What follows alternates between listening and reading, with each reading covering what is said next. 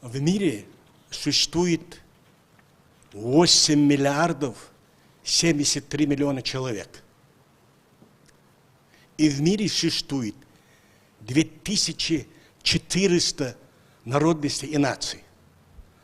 А на территории России 190 наций и национальностей.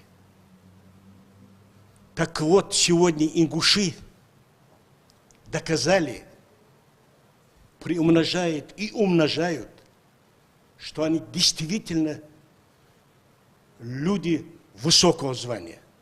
А в чем заключается это высокое звание?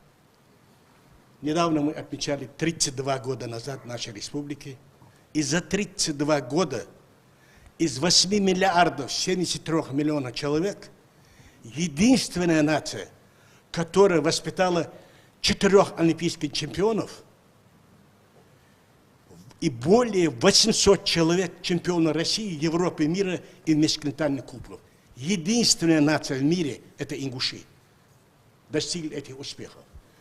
Единственная нация в мире за 2 года специальной военной операции, которая дала России 3 героев России. 2 посмертно и 1 легенда нашего народа Хашагульгу Султан Юсупович. 8 декабря 2023 года главнокомандующий Вооруженных сил России Владимир Владимирович Путин наградил нашего земляка Героем России.